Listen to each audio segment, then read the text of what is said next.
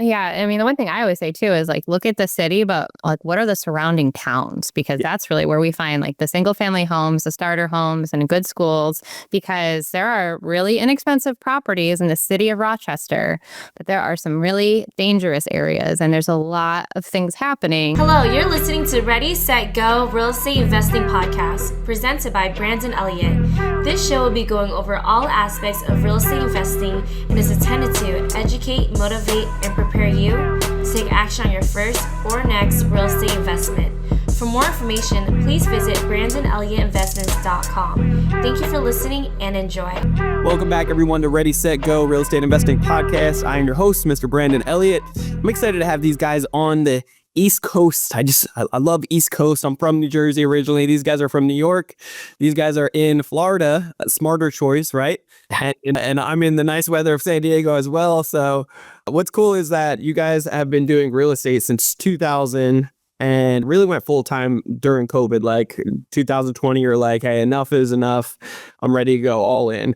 30 doors at this point, but helps so many people nationwide do creative real estate. And I love talking creative real estate. It's like the name of the game, right? It just makes it that much more fun. And you're active. So you guys are doing some awesome things with seller financing, wraps, lease options. You actually have some techniques to be able to show people how to get seller leads at actual no cost, which I'm really intrigued to hear. And I mean, you've done over 100 deals yourself over the last 20 something years, but excited to have you guys on here today. How are you guys feeling? How's life? Happy Friday, like every day is a great day down here in Florida. Yeah, it's like 70 degrees. It's sunny. We're doing deals. It can't be better than that.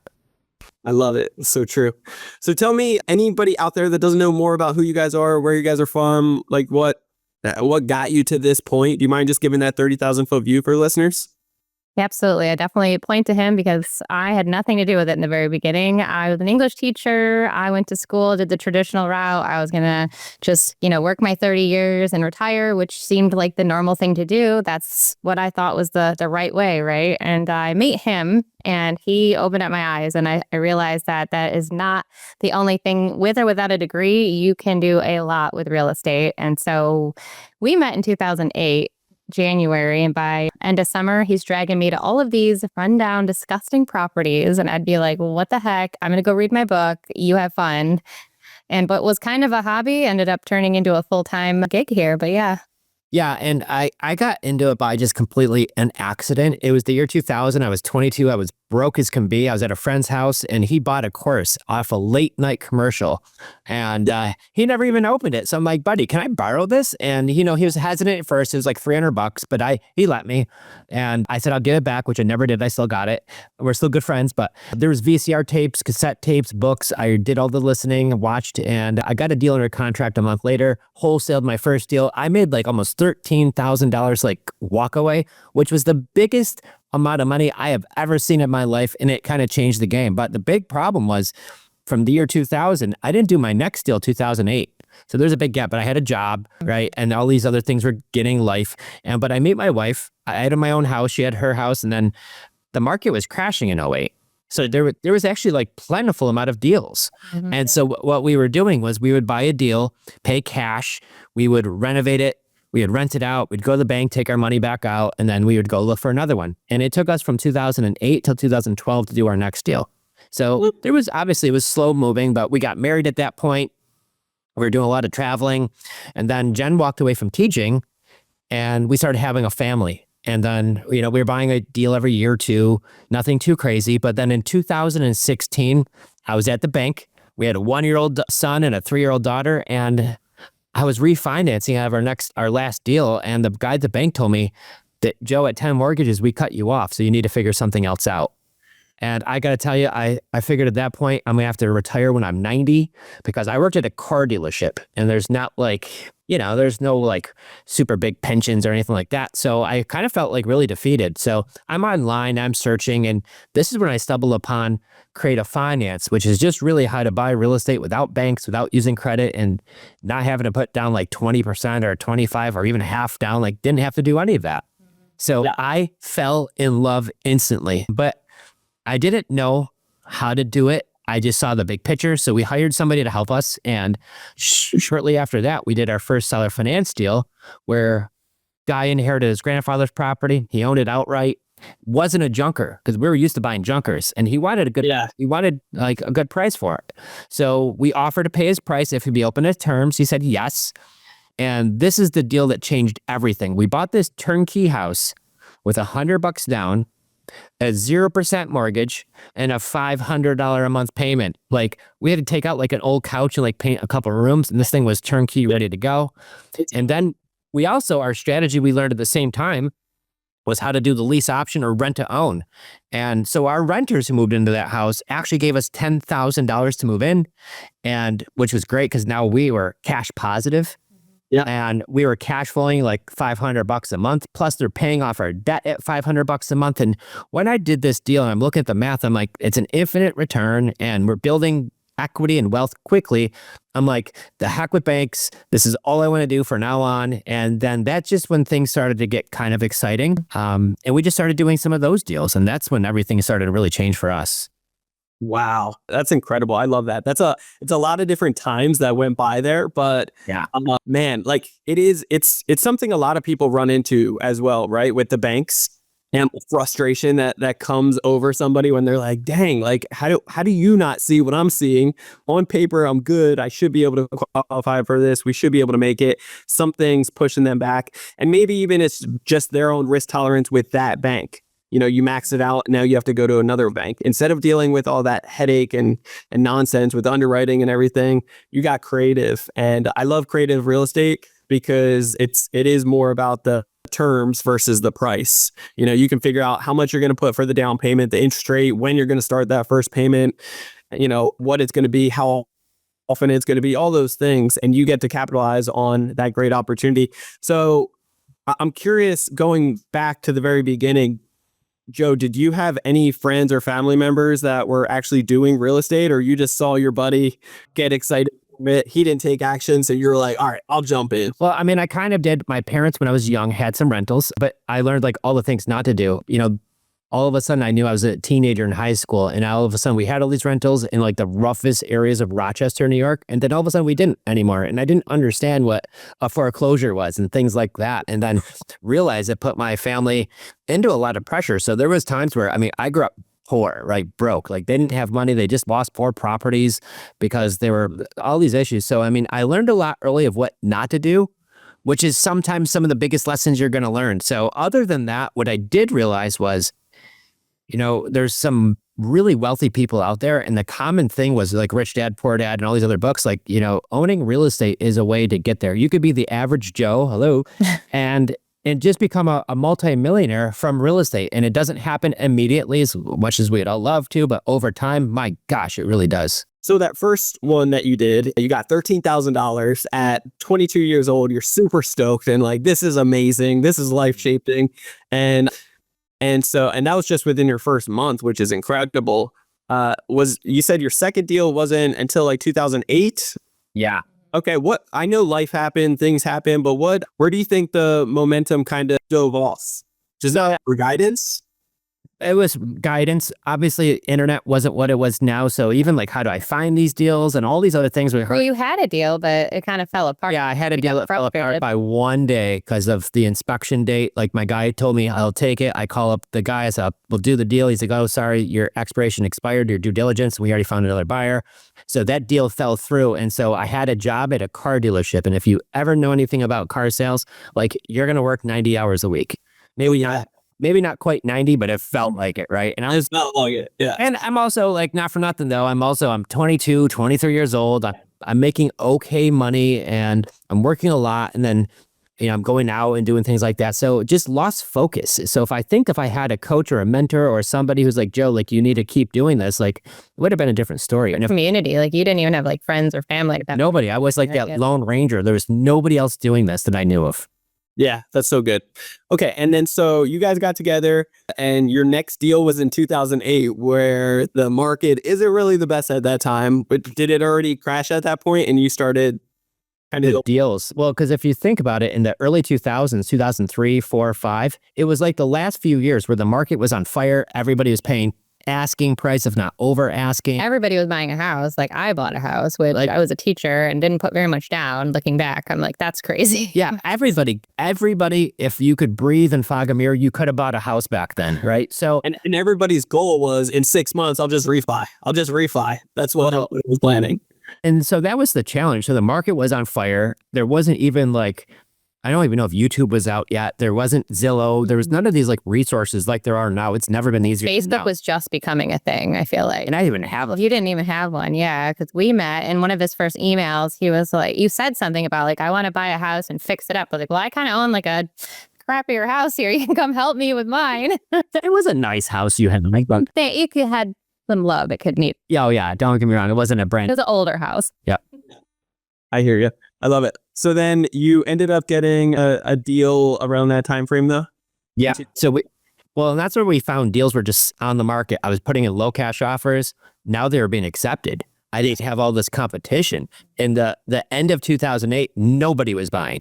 Yes. And I'm finding these nice houses out in the suburbs for like $30,000, $40,000 in like good school districts. And these were like nice neighborhoods. So I'm just like, let's scoop as many of these. Brandon, I wish I bought 100 of them because what they're all worth now compared to what they used to be worth, like, Don't tell me. oh my. Yeah, we do it. So when the market is like dipping or crashing or even go, it doesn't matter. Like if you buy them right, Yes. you could always get good deals. Yep. I love that. So the last 4 years, you've been going all in, and it's just total different life. I'm anticipating you could, once you're all in and you're helping out other people do the same exact thing that you originally started with, which is great, but you're taking down more opportunities yourself. What does the last 4 years look like? Completely changed. So we moved from upstate New York to Florida. So that was a huge thing for our family because what happened was we realized we weren't tied to anything up there. We were actually going to build a house near his dealership. So once he walked away from the dealership, we thought like, do we really need to build this house? And so we ended up selling that land and doubled our profit. So that was incredible. And then from there, we realized that we wanted to homeschool our kids because I really and Joe really wanted to travel. And being a former public school teacher, that is nearly impossible to do. You can't just take your kids out for an extended time without, there being repercussions. So I really dove into it the summer of 21 and I'm like, I could totally do this, so that we did. So we're in our 4th year of homeschooling now. So we do that. And our kids are actually in our business. So they'll help us out when our team comes over or they'll get into the CRM. We host local meetups they're a part of. And so that's been really rewarding too. Now that we've moved to Florida, the sky's the limit for being able to really bring the kids into our world of what we're doing, entrepreneurship. That's part of their curriculum. So that's been amazing. And then, like you said, we're coaching others to be able to do these things as well, because for us, it's the freedom of like location. You could literally work from anywhere, right? Like we could still buy properties up in New York while never setting foot in them. And so, becoming really comfortable with that was like the biggest takeaway, I think, from COVID is anything is possible. Yeah, because what happened was in 2020, I just got a raise in my job. My old boss was like, hey, you're not going to leave now that I'm giving you this raise and go start some marshmallow factory. And I'm like, he said that. And I'm like, no, not marshmallow thing, right? Because he saw me buying a couple houses, but then... He was like, no, that's Jenn's thing. Yeah, I said, that's my wife's thing, right? But then 2 weeks later, COVID happens. They closed down New York. And my wife's like, you're not going to go back to work. Like, we're going to do this. We're going to do it full time now because... we knew how to buy real estate without banks. I didn't need a W-2. We both got great credit, but it's not even needed. So once we already knew that we could grow our portfolio, we just went to take it to another level. And what happened, Brandon, was we had a different coach at that point, and he told us, if you're going to do this full time, you need to bring on some help. You can't do it all yourself. So I put a post on Facebook. We had 2 guys. One was a 19-year-old pizza delivery guy, and the other was a 22-year-old bartender. And we it's just awesome. Yeah, and we just were an open book. We showed with them exactly what to do, and we went from doing a deal every year or two to doing now a deal every month. Yeah. We brought on a few other people to our team. Now we're doing multiple deals a month, and it just started rocking. It got really, really exciting. And then we were doing deals in Rochester, New York, and then we got one in Buffalo, New York. Then we found a deal in Pennsylvania. Then we found a deal in North Pole, Alaska. And they're like, well, wait a minute. If we could do a deal there, like we could do deals anywhere. And so that's what really kind of opened up our minds. And we started doing all these deals virtually without going to the properties because COVID, you couldn't. And so we just kind of built this system of how to do it virtually. It's never been easier because everybody's got smartphones now. Yep. I love that. So talk to me, what states are you focusing on? Do you have certain states that you prefer, or are you just anything that pops up, you're going after it? Well, we used to go nationwide, and that got to be really tricky. You start learning there's different things in different states. So we kind of started to narrow down to a handful of states that we really, really like. And don't get me wrong, if I get a heck of a deal out in some, random town. New Mexico. Yeah, like I've got a deal we're looking at right now in Roswell, New Mexico. I'm not going to do that one, I don't think, but it happens. Like we get leads from all over the place. So my favorite places are, it's going to sound weird to say this, but upstate New York. I love upstate New York. Yeah. Because a lot of investors. Most people don't want them. You got New York deals, send them our way. What's funny is years ago, I ended up getting into a property in Sydney, New York.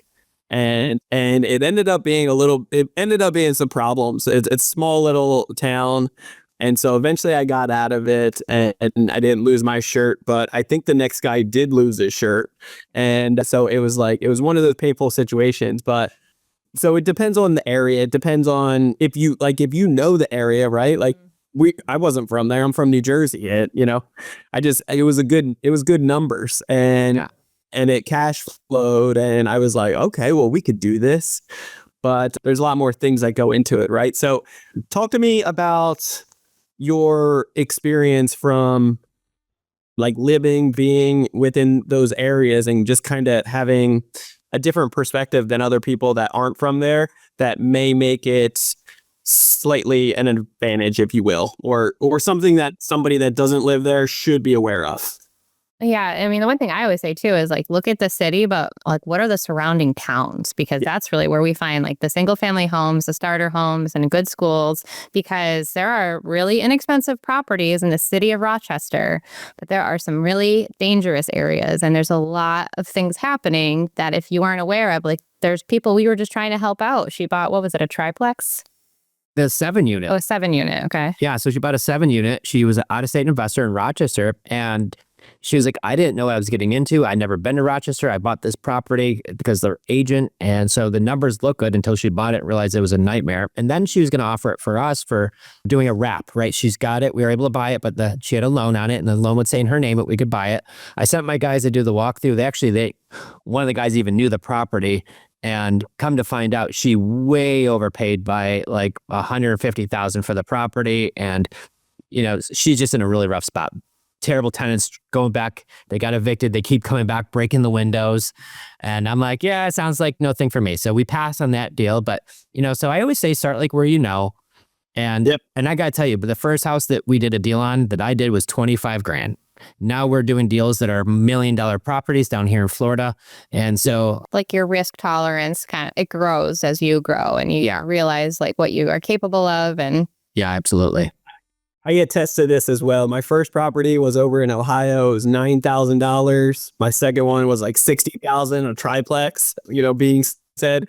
And then, now we're doing, $1 or $2 million deals out here in San Diego. And it's just, you get more comfortable. The more educated you get, you realize it's just a number.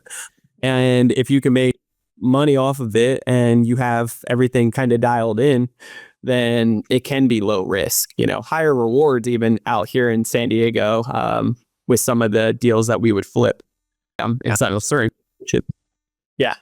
So talk to me. Something really intrigued me. Obviously, I want to kind of go through some of the bullet points of how you're structuring some of these deals, such as seller finance, wrap, lease options. I do want to talk about that.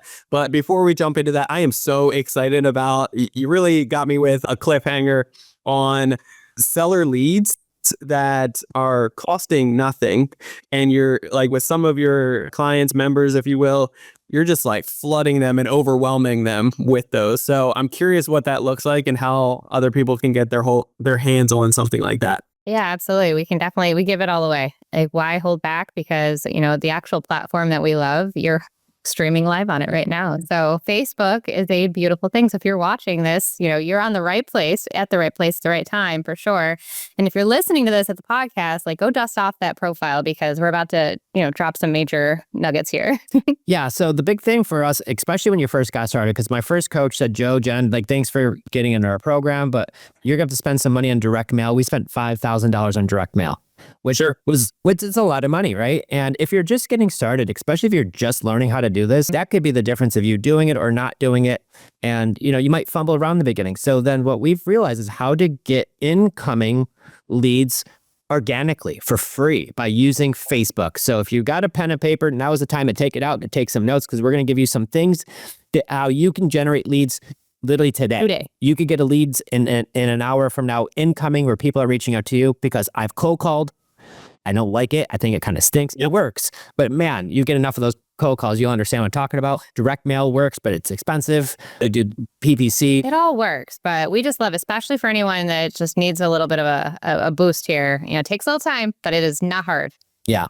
So for the example, you're in San Diego. So if I wanted to start getting leads in San Diego, I would go to my personal Facebook page. Yeah. I would go to the search bar. I would type in San Diego, California. Hit search. Now it's going to give you, do you want to look for a post about San Diego? Are you looking for people named San Diego, or are you looking for groups? I'll click groups. And now it's going to show me all of the groups in San Diego, and there's tons of them. Facebook has like over 10 million different groups, and 72% of the population is on Facebook. So there's a lot of people there too. So I join all of the groups that have 10,000 people or more. These are garage sale groups, yard sale groups, community groups, not really like real estate investing groups. I mean, I'm in those, but I don't do this for that. These are just normal people hanging out on Facebook that are going to have houses for sale or property. Yep. Yeah. So after I joined like the San Diego garage sale group that's got 60,000 people in it, I'll make a post inside the group. And the post reads, and I'm telling you, if you do this, like, you better send me a message like, holy cow, Joe, I got a bunch of leads, because I love hearing the feedback, right? But so we joined the groups, and I post, does anyone have a house for sale that's not market ready? I'm looking to buy one in the next 2 to 3 weeks. Or I can put 2 to 3 months, doesn't matter, right? But does anyone have a house for sale that's not market ready? I'm looking to buy one in the next 2 to 3 weeks. And before I hit submit, you can make the background different colors. You can make it blue or pink. I recommend don't using the poop emoji. I've used that before. You don't get as much, right? But after you make it like blue, so it kind of stands out, hit submit. Now, some of these groups you don't get any feedback from. Some of these groups, the record is actually from one of our clients in our coaching group, and she got 1,100 comments on one post. 11. Yeah, she was like, hey, Joe, like, I'm a doctor. I did a deal out of this group, but I'm not going to lie. Like, I did a lousy job following up with everybody because I can't get to 1,100 people. I've got leads pouring out of my eyeballs. And I was like, high five. So if you get more than 1,100, I need to know about it. So then you could be our new record holder. But usually you'll get 10, 15, 20 comments. But here's the challenge. They're going to leave you a comment on the post. Like, hey, I'm thinking of selling my soon. Like, sending you a message, and then I DM them, right? Or flip side, they might have already DM'd you, but you got this spot in Facebook Messenger. It's called message requests. That's from people who send you a message that you're not friends with. So it's like a special folder. You have to look into it, because the first time I opened mine, I was like, oh my gosh, there was like so many people. Yeah. I was like, oh my goodness. There was a ton. And we feel so bad. So what I do, the name of the game is, especially if you're just starting out, or if you just want to add this to what you're already doing, it works. So you post that into 5 or 6 groups a day, 5 or 6 days a week, and you do that every single month. Your post, I mean, ideally, it's in front of millions of people, but that's not right, because Facebook only shows that post to like 7% of the people in the group, which means if I post it in front of 1 million people overall, like 70,000 are going to see it, which is still pretty good. Yeah. So I continually do that. And these people are reaching out to me. I'm not having to bother them a cold call them. And then what we do is we ask the 10 questions that we ask every seller. There's 10 questions that we do, because the way we've kind of designed it is we're going to gather all the right information. But by the way we even ask our questions, the sellers make us the offer. And so what this does, it's neat. If I get 10 leads today, 6 or 7 might kind of like weed themselves out and not be a good fit, right? But then there might be the 3 or 4 that are good ones, and those are the ones I want to spend the time calling, because I don't have infinite amount of time. So if I only have an hour to spend today, I'm going to call the 3 really good leads in that 1 hour. Yeah, motivation is key. Question. So you're basically sending them a form that they fill out? No, you're calling them first, and you're just asking these 10 questions. No, I DM them 1 question at a time. Oh, you do? Okay. Gotcha. Yeah. Yeah. It's super easy. And then over time, like when you have, for your one friend that ended up getting 1,100 for one post, you can get a VA that can handle a lot of this, right? Exactly. Yeah. So obviously, first starting out, you want to be very comfortable asking those questions yourself. But the whole point is eventually replace yourself from that task so you can get on the phone with the good ones who are motivated to sell. And that's the income producing task. So, but in the beginning, you're bootstrapping a little bit, learning the ropes. And that's why we just love this strategy because, again, you're not spending $5,000 on a marketing campaign that, maybe you got back to one or two people that were serious sellers and the rest are calling you angry. How did you get my house number, and all the things. Well, it's also very common in the beginning. You're going to make mistakes. It's nerve wracking. There's a lot of trial and error. And so if you don't actually need to do that trial and error with your own money and you can actually stir up some stuff. Yeah. Have them reaching out to you, incredible. I love that strategy. And it works for everything. We've had people even get multifamily, their own houses from this strategy, car washes. Listen. Yeah, we've had one gentleman reach out to us with an adult entertainment club, let's just say. Gentlemen's club. He wanted to sell it, but really?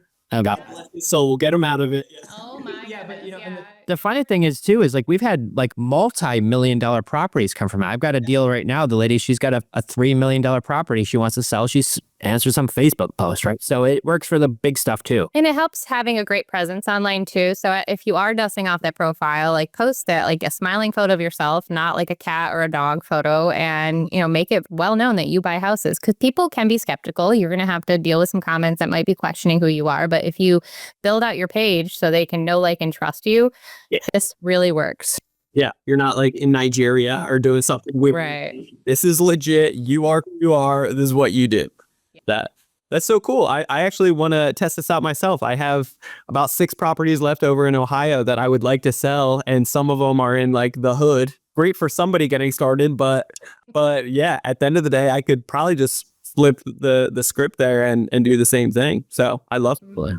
What a treat. That is really good. I love that. Talk to me about, some of your strategies. Once you get these leads coming in and you go through the script, you one question at a time, even, down the road, you start getting a VA to handle that. Then what? What is the next steps? So, we have a team in place now, so I have virtual assistants. And then what we've done is because we've got so great at organic, we actually do sponsored ads that are the same thing. We just pay money to do that too, right? So we get a lot of leads that come in. Now I've got a virtual assistant who asks all the questions. And then once they go through the 10 questions, we turn that over to my sales team. Lexi, she was our babysitter we found on care.com a couple of years ago when we moved to Florida. She's now writing up all these deals for us, talking to the sellers, and I'm just kind of looking at deals throughout the week that she brings to us. Yeah. But when you're just getting started, if it's just you, because it was just us. Yeah. Get the answers. It's really that last question that we're asking through messaging is if they're interested in seller financing. And if they're tell me more or yes, that's when the phone call happens. And then really from there, you're looking at their motivation. Does it cash flow? Could they give me a long-term length? And so ideally, our favorite extra strategy is going to be buy and hold it and put in a lease option tenant buyer. And if those numbers don't work, what is the next thing that could work, right? Or if they don't want to do terms of seller financing, can we pay cash if it does need work? So that's why, we kind of call it the playbook that we have here, because it depends on the situation of the seller, what they're looking for. It's what play are we going to run? I love that. Yeah, you explained it perfectly. That's great. Talk to me about when you are presenting seller financing. I feel and maybe I'm incorrect here, so call me out on it, but I feel like a majority of sellers or motivated sellers, they may just be uneducated on that process and confused, and it's not the traditional way. They're not going to get a lump sum of cash rate, all of it, and just be done with it. So what is the education process? Have you guys simplified that to really make sure that the seller truly understands from beginning to end what this looks like? Yeah, absolutely. Yeah, and that's, I think, my wife being a genius that she is, being a middle school teacher. Yeah. You're a smart man, my friend. Well, because she's helped break down this process that easy to where I think seventh graders could do it, because my daughter's in sixth grade, and a year ago she locked up a seller finance deal while I was like in the kitchen like making dinner. So less is more, right? And so as investors, you can throw around terms like wraparound mortgage, subject to, and all these things. But a seller, like grandma down the street or Aunt Michelle, like she doesn't need to know all of that because that's going to confuse her. So, simple things like, well, this is going to be a delayed cash sale for full price. Kind of just simplifying the wording and just like not watering it down, but just making it simple. When I tried learning this in 2017, there were a lot of conversations. Let me just say, like, I was super frustrated. Like, what does terms even mean, right? And so, like, I understand, like, it's a lot to comprehend. But when you just break it down and keep it simple, and you ask the questions, well, I typically buy with no money down. So if there is equity, then we can explain, like, hey, like when we cash our tenant buyers out, like that remainder of the equity will go to you in 7 to 10 years, and they'll say okay or no, I need some money, and how much is that? So it's just, you take it step by step. You don't go at them all at once. You really just simplify everything. Yeah, and I think the key, the game changer, we've actually made this for our own team, is we came up with a motivation scale of 1 to 10.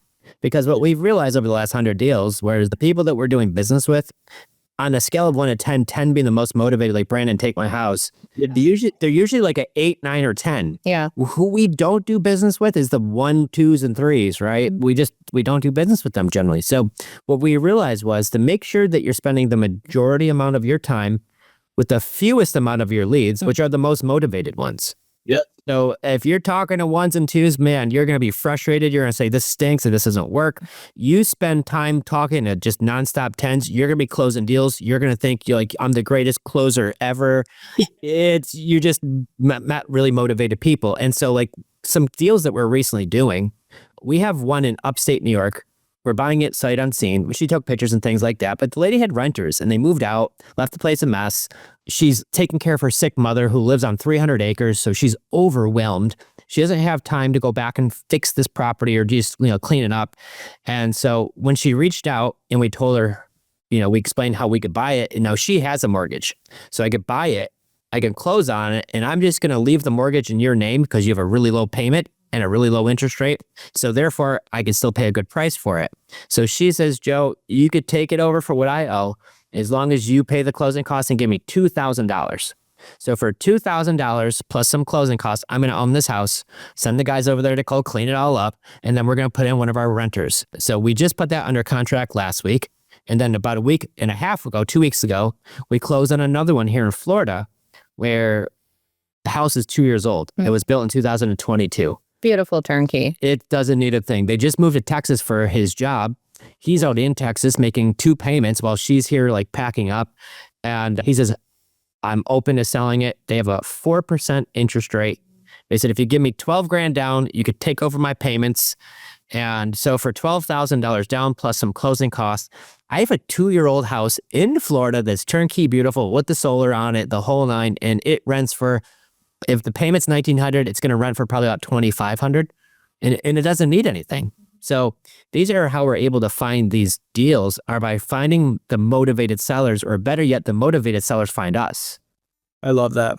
I love this so much. I feel like it's desperately needed. There's so many people out there that are in tough situations, and just like you said, like track the rating of how bad they are in this position right now, and stop wasting times with 1, 2s, and 3s. Focus on 9, 10 and above, right? And serve them to the best ability. Is there, as far as protection, and I know it's really just like, it's wrapping it, it's the certain docs needed for recording, but while it's still in their name, the actual loan and the great rates and everything, is there any potential, I wouldn't say like consequences or something that makes it more a liability on your end, just in case if something happened? I don't know. Yeah, no.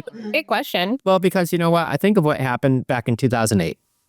I now know some really heavy hitter real estate investors who lost their tails in 2008, because when you buy a property and you're going to finance it through your company, but you're personally guaranteeing that loan, you're personally putting all of your assets on the line. And so I learned from all of that, right? And so the way we're doing it, it's called non-recourse debt. So to me, it's actually less risky doing it this way. And we want to keep the deal because like I've got one in Cape Coral. It's $1 million house on the water with a boat lift and a pool. And he's got a 2.8 interest rate. So, and I'm like, I don't know if I'll ever see a 2.88 interest rate ever again. So I don't want to mess that deal up. So you make sure the payments are set automatically so they're always on time and you have proper insurance on the property. And if you pay your payments on time and have good insurance, life is good. I love it. Yeah, that's so good. What struggles along the way have you guys gone through, and or just something for somebody that's just getting started doing these creative different strategies and methods that they should be on the lookout for? So ideally they learn from your mistakes versus creating it themselves. I think having a good coach that's actually doing the business, having a mentor community involved with you so that you're not trying to figure it out. We had hired a mentor and he was great, but there was a big gap. So like we would get a deal on a Monday and we'd have to wait till Friday to talk on a phone call, which to me, time is of the essence. So that was super frustrating. So I feel like just little things like that, like this is not something you should just go and watch YouTube or listen to a couple podcasts. There's a lot that goes on behind the scenes, from setting up the insurance properly to being able, you have all the proper paperwork in place. Are you putting it in a land trust? All these little things that really, really matter. And so I think that's important. Yeah. Yeah. You want to? Yeah. Well, and I was add to that. You can see some of the reasons why I married her, right? But the other big one for me, I know, is I spent, okay, so you got to think about it. Scale of 1 to 10, 10 being the most motivated. I really want to spend most of my time with like 7s, 8, 9, and 10, which is like the top like 30, 40%. Well, the bulk of your leads are going to be time wasters, right? People you're not going to do business with. So what my challenge was in the beginning, I'm talking to a 4, trying to make them in a 10, and they're just not. For hours. Right? So... And so when somebody starts off and I'm like, okay, cool. Like the seller, he's like, I don't really want to sell it. I just want to know your price. I'm like, don't waste your time. Whack that person at lightning speed and go. Because here's the thing. There's actually people out there who have a problem who really need help. The deal that we're closing next week in Cape Coral, he's had his house on the market with a realtor. It didn't sell. He got divorced. He's moving back up north. He wants this thing just gone. It's been on the market. It didn't sell. He had it on for 1.2 million, 1.1 million. He's frustrated. So when he made us the deal at 800,000, we're now getting a great deal on the property, a really good rate, highly motivated. So I think the key is spend your time with actually motivated sellers. And if you're talking to unmotivated people and you're sitting here scratching your head, it's because you're just dealing with the wrong people. And there's nothing wrong with that. So I love that. So don't waste time with people that aren't really motivated. Stay with the top 20, 30% that are super motivated and really have a problem that you can help serve. And then also, when those people are there for you to serve, especially in the beginning, you're going to need a community and quick support that actually can like help you, guide you through that process instead of when kills deals. Yeah, a week later, it's too long for creative deals like this. And give yourself time, right? Like this is not a race. Some people get their first deal in a month, and some people it takes them a little bit longer depending on life, what's happening. And so I always say put your blinders on, is just stay focused and stay those boring, mundane tasks day after day. That's what gets you there, not this like big, huge thing that happens overnight. Like that becomes after all of those little tedious tasks that you've just put in hours of work. It's kind of like working out. If you have a trainer and you're doing it with somebody, then at least you have confidence that, hey, everything that I'm doing is going to pay off in the next several months versus doing it by yourself. You don't know what the hell to eat or how to work out. It's a mess. Yeah. And don't quit. Just keep going. I love that. I love it. That's awesome. Guys, how can everybody get a hold of you and some of the resources that you guys have? I know that you have some scripts and some awesome things that you wanted to kind of gift some of the listeners. Yeah, absolutely. We're on creativefinanceplaybook.com. And so on there, you can sign up and get the exact ads that Joe was just talking about that we put into those Facebook groups, and the scripts will come to you as well. So you'll get those 10 questions that we ask every seller. And I'm on Instagram, so you'll find that on there as well. And if you have if you take that post and you're going to use it, okay? And then when they reach out to you, don't be surprised. So the 10 questions we ask every seller, message them one at a time. And what's going to happen is you're going to finally find yourself some deals. So, which is exciting. Some of these are just these creative deals.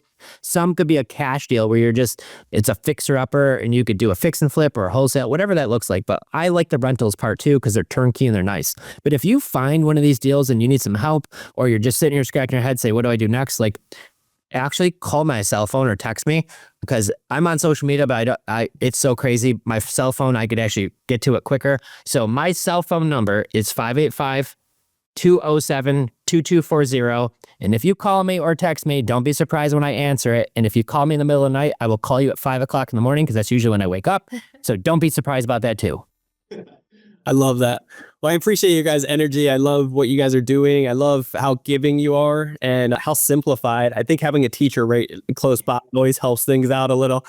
But I appreciate you guys greatly. Guys, you're definitely going to want to reach out to Jenn and Joe. They are a wealth of knowledge. Their heart's in the right place to better serve you. And what real estate has done for them and myself, it's been tremendous. So if you're on the fence or you need another creative opportunity to jump into to get some deals under your belt, maybe just getting started, this is an incredible strategy you're not going to want to sleep on. So I do encourage you, reach out to both of these guys. They are awesome, and you can pick their brain and get those missing pieces if you need a community and support. With that being said, if you want to get a hold of me, you can always do so on Instagram. It's Brandon Elliott Investments. Otherwise, check out our business page on Instagram. It's Credit Counsel Elite. And if you haven't already checked out creditcounselelite.com, what are you waiting for? We have a bunch of different options for you to be able to show you either how to get out of the 9-to-5, or as a business owner starting that new business, you acknowledge you need some new capital. We can show you how to actually get up to $500,000 in new capital with interest rates as low as 0%. You can grow and scale, getting a bunch of this basically, guys. So we'll teach you how to talk to the banks properly and be able to get more of that 90% approval odds and higher limits with our bank relationships. So if you want to get on a call with us, just go to creditcounselelite.com, creditcounselelite.com, watch a quick 10-minute video, explains more, and then you can jump on a quick call with us to discuss where you're currently at and where you're looking to go. And if you haven't already, hit that subscribe button to Ready, Set, Go Real Estate Investing Podcast. Do that right now. You'll get that newest notification every Monday. And when this episode drops, leave that 5-star review. Greatly appreciate all the love, all the support. You guys are amazing. Keep it coming. We will catch you guys next time. Till next time, guys, God bless. Jenn, Joe, appreciate you guys. Thank you so much. See you guys. God bless. All right. This has been another episode of Ready, Set, Go Real Estate Investing Podcast, brought to you by Brandon Elliott. For more information, please visit BrandonElliottInvestments.com. Also, please don't forget to like, share, and leave a comment below. Thanks again for joining. Until next time, God bless.